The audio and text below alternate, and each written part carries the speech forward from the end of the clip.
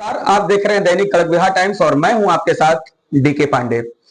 आज बिहार राज्य के लघु उद्योग वर्तमान के केंद्र के मंत्री जीतन राम मांझी एवं बिहार के पूर्व मुख्यमंत्री जीतन राम मांझी का आज सासाराम में आगमन हुआ था। मैं आपको बता दूं दर्शकों की जो हमारे चैनल को देख रहे हैं, जीतन राम मांझी एक मुसहर स्वजाति से बिलोंग करते हैं। एक मुसहर जाति का एक बहुत बड़ा आयोजन था, उसमें सारे मुसहर समुदाय के लोग वहां पे मौजूद थे। वहां पे बच्चे बच्चियां, माता बहन बुजुर्ग सब लोग वहां पे मौजूद थे और वहां पे उनके आए हुए उनके साथ में जो उनके मंत्री थे, हम पार्टी के लोग भी थे। उन्होंने कोई मैं उनका नाम नहीं पकड़ूंगा अपने चैनल के माध्यम से, लेकिन अपने दर्शकों को जरूर दिखाऊंगा कि आखिर उन्होंने क्या कहा। आइए देखते हैं। लेकिन क्या पढ़ा यह आवश्यक केवल मैट्रिक एमए बीए करना फायदा नहीं होगा। हमारा आग्रह होगा कि मैट्रिक करे बच्चे आईटीआई करे। आईटीआई के लिए खूब गुंजाइश है जिनके पास में, पॉलिटेक्निक करे और जो सक्षम है फिर इंजीनियरिंग। वो सोच कहाँ गया? आज उस सोच को पुनर्स्थापित करने की जरूरत है और हम आशा भरी की बात करें। साथियों, हम आपका ज्यादा समय नहीं बर्बाद करेंगे, सिर्फ इतना कहेंगे कि जो आरक्षण का आधार था वो आज भी बरकरार है। 9वीं अनुसूची में शामिल कराइए। देखा कि उन्होंने क्या कहा और किस पे हमला बोला और उनकी जो समुदाय के लोग थे और हम पार्टी के जो लोग थे उनका इंडिकेट किया था। आइए हम स्वयं आपको दिखाते हैं कि लघु उद्योग के केंद्रीय मंत्री जीतन राम मांझी ने क्या कहा। उन्होंने बताया कि हमारे समुदाय जो है 3.5% हमारा समुदाय है 20% में पूरे बिहार में, और हम लोग को जो गवर्नमेंट की तरफ से बेनिफिट मिला है वो -0.025%, और उसमें भी हमारे समुदाय के लोग कोई एसपी डीएम और डीआईजी नहीं है। हमारे समुदाय के लोग बिल्कुल कर्मचारी हैं, गंदगी साफ करने वाले लोग हैं, और वो भी उनको अच्छे से जीने खाने के लिए नहीं मिल रहा है। दर्शकों मैं बता दूं कि ये तो उन्होंने कहा ही, उन्होंने एक बार फिर कहा कि भारतीय जनता पार्टी के यशस्वी प्रधानमंत्री नरेंद्र मोदी ने उनको गले लगाते हैं, और एक ऐसे इकलौता गया के ऐसे लोग हैं, गया से खड़े हुए, और हम पार्टी के अध्यक्ष जो हैं जीतन राम मांझी को उन्होंने गले लगाया, और जब गया में उतरे तो उन्होंने गले लगा करके उनके बेटे को गले लगा करके अभिवादन किए।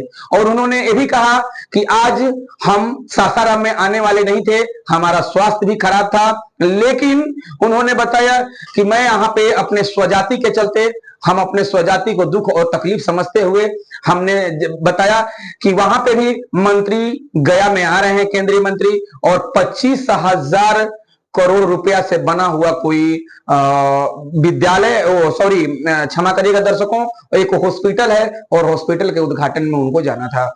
ऐसे तो उन्होंने बताया, लेकिन उन्होंने तीखा तंज कसा और बताया, और इन्होंने ये भी बताया कि भारतीय जनता पार्टी का कहीं ना कहीं एक उनका इंडिकेट था कि विधानसभा का चुनाव आने वाला है, और विधानसभा के चुनाव में आने से कहीं ना कहीं उन्होंने संकेत दे दिया। और हमारे चैनल के माध्यम से हमारे दर्शकों को मैं बताना चाहता हूं कि उन्होंने आखिर क्या संकेत दिया कि सारे मुसहर जाति के समुदाय के लोग भारतीय जनता पार्टी को ही वोट दें चाहेंगे। तो आज मुसहर जाति कल्याण सेवा संघ की ओर से जो आज यहाँ पर सम्मान समारोह हो रहा है, जीतन राम मांझी का हो रहा है, इस अवसर पर कि हम भारत के केंद्रीय मंत्री बने हुए हैं, इसके लिए तो सम्मान समारोह आयोजन करने के लिए प्रयास करके हमारा कार्यक्रम की बात उन्होंने की, और आज हम आए हैं यहाँ। आज परिस्थिति थी कि हम नहीं आ सकते थे, क्योंकि हमारे गया जिला में भारत सरकार के स्वास्थ्य मंत्री आ रहे हैं। सुपर स्पेशलिटी एक अस्पताल होता है 2,500 करोड़ का, उसका उद्घाटन होना है। सभी लोग वहां रहेंगे। अगर न रहेगा, रमेश मुखर्जी जी अध्यक्षता कर रहे हैं, संचालन भी यही कर रहे हैं। कितनी मिली है दोनों को नौकरियां मिली है 2.64%, मतलब कि 3.25% लोगों को नौकरियां मिली हुई है। आबादी है 10.5, नौकरियां मिली है 3.5। और आगे बढ़िए, धोबी भाई हैं 0.26 यानी कि 4 आना। यही न्याय है हमारे कि कोई जज कलेक्टर एसपी नहीं है, कोई चपरासी कलर कोई होगा।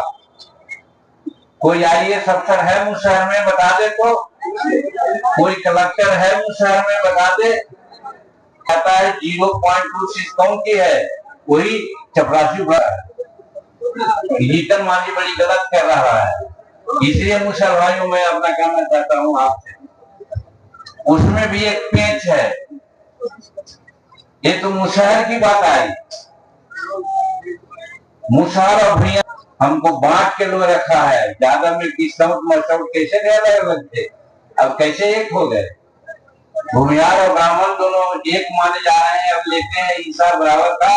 पहले 2 थे, और उसी हम भैया मुसहर भी।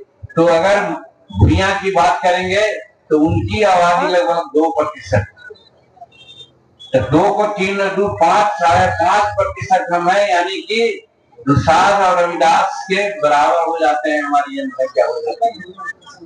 लेकिन हमको 4 आना का लाभ मिल रहा है। मेरा कहना है कि इसलिए प्रस्तुत किया कि जो पढ़े लिखे हमारे नौजवान लोग करते हैं, एक तो पढ़ने के लिए हम लोगों को टेबल पर पैर रख करके वो सो जाते हैं, लड़कों से पैर दबाते हैं, सोचते हैं अरे इस सब गरीब का बच्चा है, पढ़े व मत पढ़े। साजिश है, अमीरों का साजिश है। बताइए कि कोई मास्टर है जिस स्कूल में पढ़ता है तो अपना बेटा बेटी को भी उस स्कूल में पढ़ाना चाहिए। अपने बेटा बेटी को इस स्कूल में नहीं पढ़ाता है, वो पढ़ाता है कॉन्वेंट में, प्राइवेट स्कूल में। क्यों? वो जानता है कि हम अच्छा नहीं पढ़ाते हैं, कॉन्वेंट में अच्छी पढ़ाई होती है। तब फिर हमारे बच्चे जो मुसहर के बच्चे हैं, भुइयां के बच्चे हैं, डोम के हैं, मेहतर के हैं, ये सब के बच्चे कैसे पढ़ेंगे? इसीलिए मैं कहता हूँ कि ये साजिश है, और इसी साजिश को मान्यवर काशीराम ने टाला था और कहा था कि राष्ट्रपति का बेटा हो या भंगी का संतान, सबको शिक्षा एक समान आज करना चाहिए। इसकी लड़ाई कौन लड़ रहा है? लड़ने की जरूरत है कि नहीं?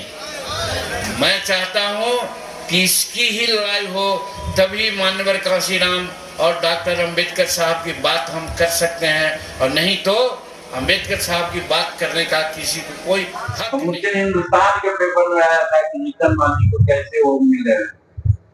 आए थे, नालंदा जा रहे थे, गया में एरोड्रम पर उतरे थे, 2500 आदमी लाइन थे मिलने वाले। लेकिन पहला हम थे, केंद्रीय मंत्री थे, तो हम पहले नंबर में थे। प्रणाम किया तो मेरा हाथ पकड़ लिए, पूछे कि अच्छे नवाजी जी ठीक।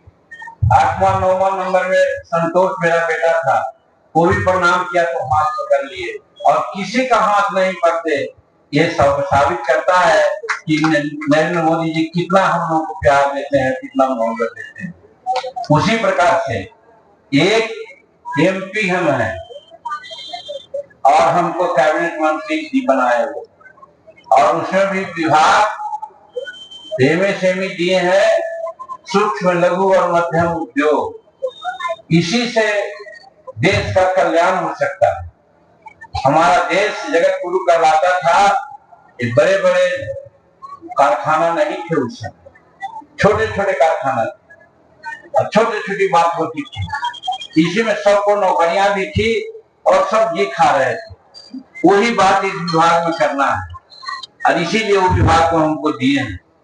हम लगे हुए हैं जहाँ ट्रेनिंग दी जा सके, चाहे सिलाई का हो, कटाई का हो, बुनाई का हो, कारपेंटरी का हो, जूता बनाने का हो, या यहाँ सब लोहा लक्कड़ का काम हो। नहीं है, हम प्रयास कर रहे हैं। अभी तो 3 महीना हुआ, 3 महीना में एक टेक्नोलॉजी सेंटर हम सैंक्शन किया है। स्वाभाविक है भाई, जहां बसा है वहां सुंदर देशु, जो प्रतिपाल है वही नरेश। हमको प्रतिपाल गया कर रहा है, तो सबसे पहला टेक्नोलॉजी सेंटर हम गया में सैंक्शन करा दिया है। 2 महीना में हम उसको उद्घाटन करने जा रहे हैं। उसी प्रकार से रोहतास है, भभुआ है, ये सब जो गरीबों का इलाका है जहां नौकरी की आवश्यकता है, हम वादा करते हैं कि 2 टेक्नोलॉजी सेंटर हम यहाँ भी सेंटर करा देंगे। तो 4-6 महीना इसमें हजारों लोग जाने की जरूरत नहीं है। इस तरह से कर देंगे, क्लस्टर प्रोग्राम बना देंगे। क्लस्टर प्रोग्राम में जंगल की लकड़ियां लोग लाते हैं, पत्तल बीनते हैं, वो सब भी करवा देंगे, जिसमें कि 10 करोड़ रुपया लगता है। 10-20 आदमी मिलकर काम करेंगे, एक पत्तल में 8 खाना मिलता है। उस समय उसको प्रोसेस करके भेजिएगा तो 10 रुपया में वो पत्तल बिकेगा, उसका लाभ आपको मिलेगा। इस तरह की बात है कि दोनों जिला में गया में सब करवाने जा रहे हैं, ये भी करवाए और एक सबको भरवा करके आप दीजिए। तब फिर हम समझते हैं अगर 1000 आदमी भर देंगे और जिस दिन उनको रोजगार मिलेगा उस दिन भी हम आवेंगे और लोगों को जरूर हम अपने तरफ से उनको स्वागत करेंगे। तो ये भी हमारी योजना है। तो इस तरह से मेरे भाइयों, हम ठीका शेड्यूल कास्ट और महिलाओं के लिए आरक्षण किया, आज वो है लेकिन उसको ठंडा बक्सा में डाल दिया गया है।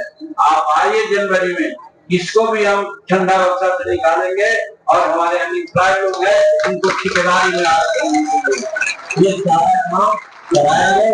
मन से वही सब बना लीजिए, हम सबको खाने के लिए नहीं देंगे। चूड़ा सत्तू लेकर के आइए, गांधी मैदान में रहने के लिए भी कोई जो अच्छा समय होगा बरसात और जहाँ का नहीं रहेगा, हम लोग आकाश में सो लेंगे, आपके साथ हम भी खाएंगे, हम भी रहेंगे।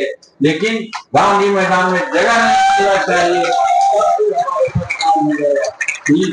के साथ रमेश भूषण को बहुत बहुत धन्यवाद देते हैं। चोर नहीं हो सकते हैं।